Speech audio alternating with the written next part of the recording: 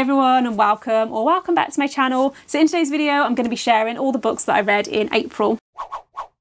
In total, I read 9 books this month, and it was a bit of a mixed bag because I had a few books that were 5 stars right at the start of the month though, and then I went through a bit of a phase where a lot of the books I was reading, it wasn't that I was hating them, but they were kind of around a 3-star rating. And so I wouldn't say that it was a disappointing month, but it definitely wasn't my best reading month of the year. If you watch my last wrap up, then you'll know that I've started doing things a little bit differently because I hate filming wrap ups. And so what I did last month that I also did this month was, instead of sitting down now and filming everything in one go, I've been filming short clips at the end of each week where I talk about the books that I read that week, and then editing them together as I go. It just means that my memory's a little bit fresher and it makes things a little bit easier. All the feedback that I got on that last wrap up seemed to be pretty positive. I don't think anyone hated that style of wrap up. I mean, I don't know if you would have told me if you did hate it, but yeah, hopefully that's all okay. Hopefully that all makes sense, and I hope you enjoy this video. The first book I read this month was Rule of Wolves by Leigh Bardugo, which is the second book in the King of Scars duology, or the 7th book in the Grishaverse series overall. So for anyone who doesn't know, the Grishaverse is a series of fantasy books that are set in this world where you have Grisha who can control different types of magic. I read King of Scars last month, and hey is a strong word, but I really did not enjoy it, especially the ending. Obviously I don't want to go into details because of spoilers, but the plot went in a direction that I didn't like it. My main issue with this duology, and the reason why I didn't love it as much as the earlier Grisha books, is because it felt very disjointed. There was a lot crammed into the plot. There was 2 separate storylines, and there wasn't very much interaction between the main characters, or certain main characters, until Rule of Wolves. And so it felt like I was reading 2 books that had been smushed together. I did still love the characters, and I loved being back in this world. And I think that if there are any future books in the Grishaverse, then I will read them.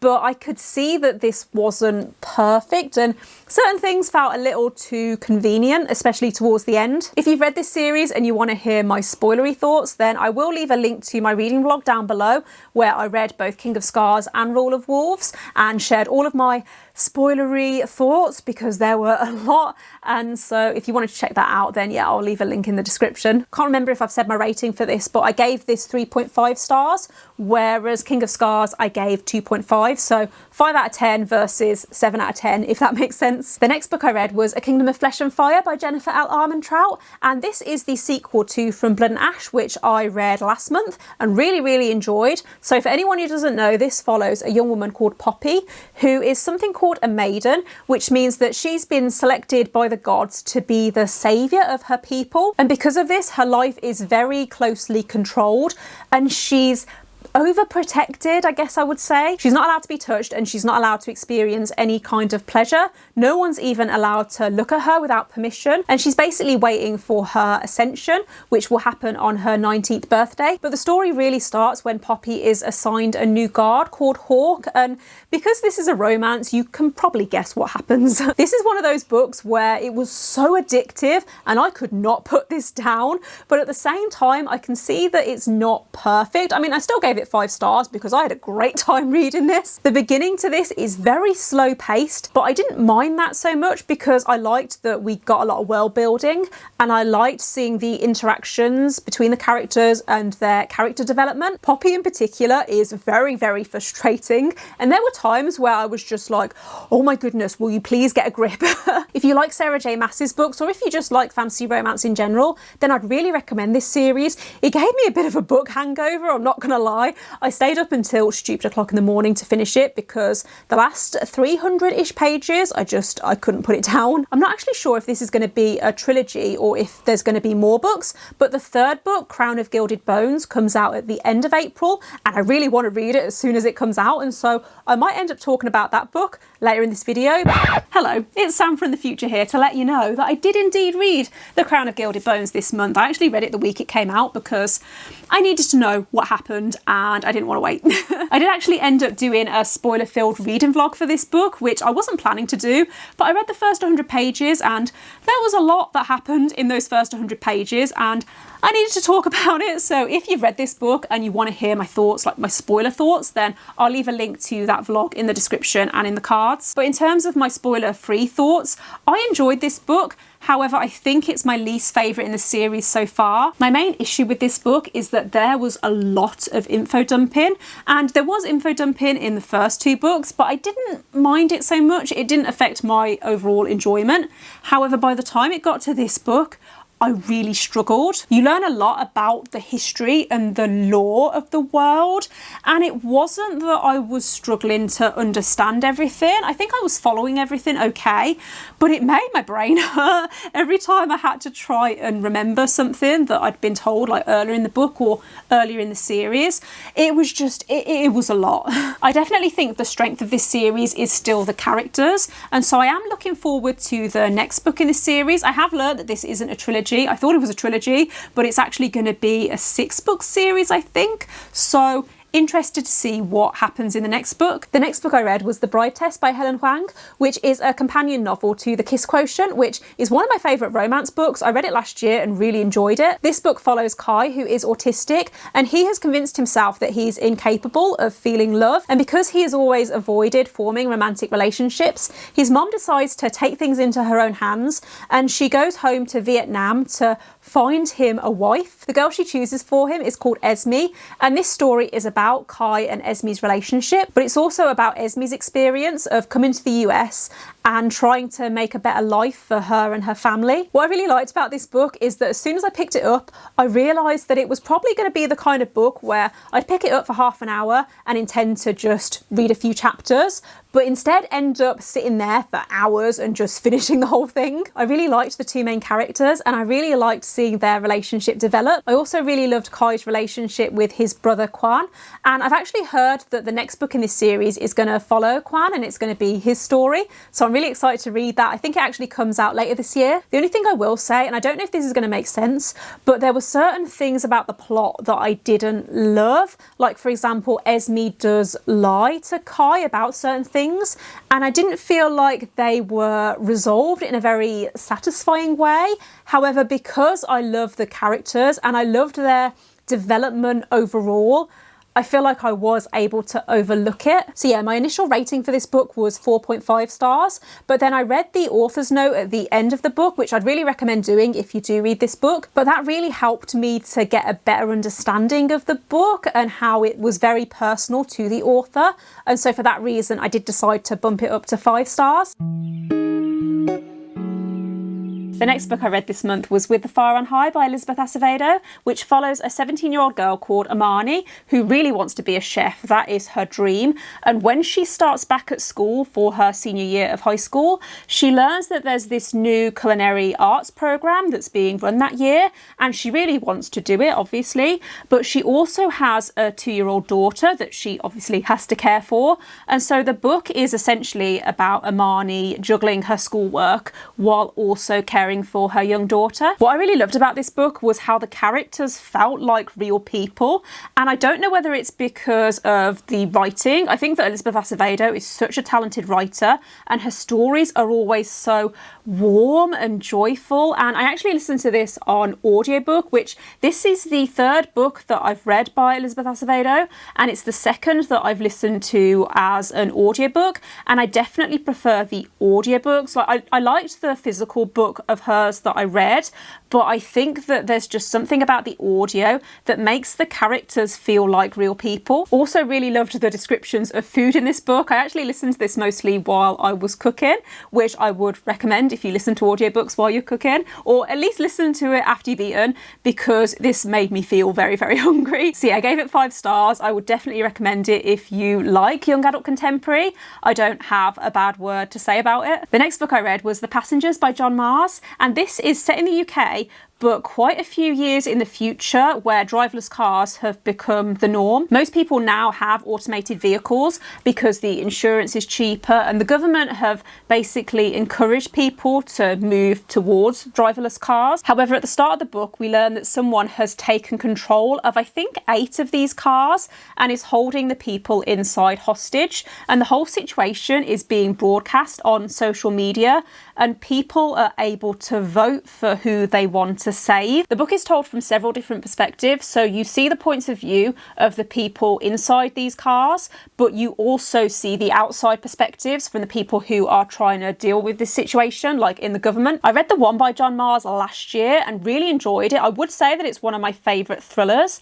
I didn't enjoy this one as much. It didn't grip me straight away like the one did. I found it a little slow and confusing in the beginning, and because there are so many characters, there was a lot to kind of get my head around. But I did really like that the chapters were very short, and so it was very fast paced. Like the more that it got going, it was quite quick to get through. Throughout the book, you also get these multimedia bits and pieces. I don't know how to describe it. You get like newspaper articles and social media posts and things like that, and I thought the way that those were used was really clever. I wouldn't go as far to say that this is horror, but there were some parts that were quite gruesome, and even though this is science fiction, I wish that it had felt a little more realistic. I think that was probably my main criticism, is that especially towards the end, I think that there's a line with science fiction where it starts to become a little far-fetched, and I think that that kind of was where I was going. Like it became a little bit ridiculous in places, but I would still recommend this if you're interested in the subject matter. There are content warnings for this book, but I don't want to mention them in this video because I feel like they could be spoilery.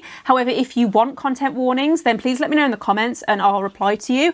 Or I also think I mentioned them, I listed them in my Goodreads review, so I'll leave a link to that as well in the description if you'd like to check it out. The next book I read this month was The Road Trip by Beth O'Leary, and this is a second chance romance. So it follows 2 people, Addie and Dylan, who used to be in a relationship 2 years ago, but then they split up and they haven't really seen or spoken to each other since. And at the start of the book, Addie and her sister have just set off on this road trip to a friend's wedding in Scotland, and a car goes into the back of them. And it turns out that the driver is Addie's ex, Dylan. And throughout the book, you get both perspectives. So you get Addie's perspective and Dylan's perspective. And there's also 2 timelines. So you see them in the past, how they met and how they got together and how they broke up. And then in the present day, you see them try and talk through what happened, and also you get the sense that there's unresolved feelings that are still there. So I'm going to be honest, I didn't love this book. I gave it 2.5 stars,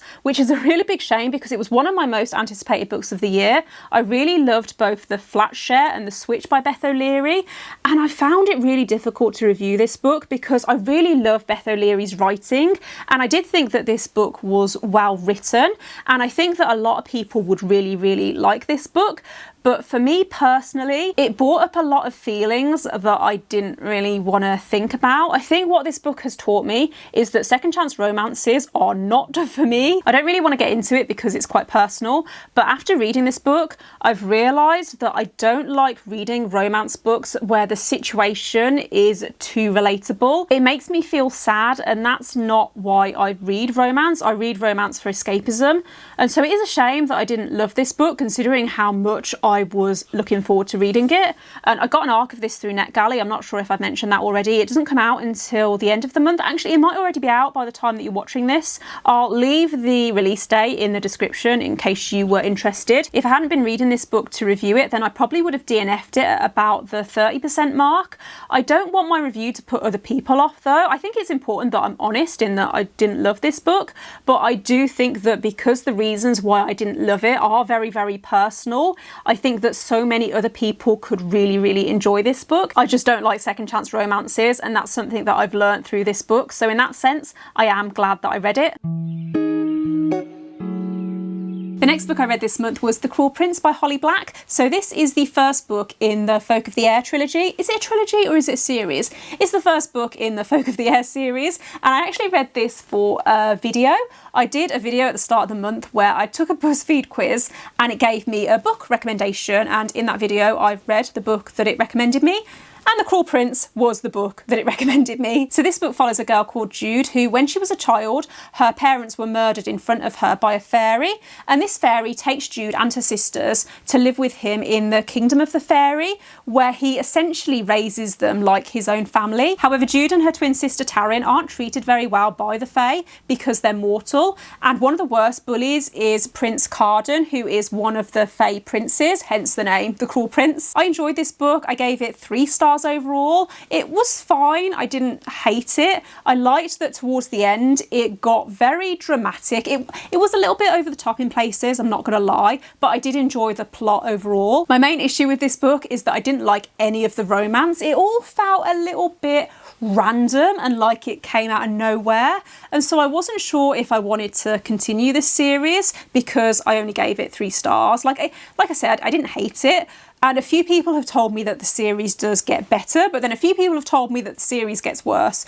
and so I'm not really sure. I think if I can get book 2 out of my library, then I'll give it a go, but it's not like a major priority at the moment. The next book I read this month was The Bone Shard Daughter by Andrea Stewart, and this is an adult fantasy that's set in this world where you have bone shard magic. So the Emperor uses bone shards to create these animal-like creatures that are called constructs, and they essentially help to maintain the law. Throughout the book, you're following a few different perspectives, including the Emperor's daughter Lynn, who lost her memory a few years ago, and because of this, her father is refusing to acknowledge her as the rightful heir because she can't remember how to use bone shard magic. The other points of view that you're following are scattered throughout the kingdom. So this kingdom is made up of all of these different islands, and you start to learn that there's a rebellion that's brewing because people aren't happy with the way that things are currently being run. What I liked most about this book was the world building and how it literally throws you right into the world from the start, and so you learn about the magic system and everything that's going on through the eyes of the characters. There were certain characters that I warmed to more than others, but I really liked the LGBTQ plus rep in this book, and there's also a really cute animal companion which just is so adorable, like so cute, and I loved him. The only thing I struggled with a little bit was the changing perspectives, because some of the perspectives are told in the first person and some of them are told in the third person, and so sometimes I'd start a new chapter and I'd be a little bit confused, it would be a little bit jarring, but I got used to it eventually, and I wouldn't say that it took away from my overall enjoyment. If you like fantasies that have a lot of intrigue, then I definitely recommend this. I did think that it was quite slow in the beginning, but I liked the build up, and I did think that it was worth it because the book went in a direction that I was not expecting, and even though there were certain things that I worked out before the characters did, I still really enjoyed it overall, and I gave it 4 stars. But that does bring me to the end of the video, so thanks for watching if you've made it this far. If you've read any of the books that I read this month, then please let me know in the comments what you thought of them, and don't forget to give this video a thumbs up if you liked it, and click subscribe if you haven't already, and I will see you next time. Bye.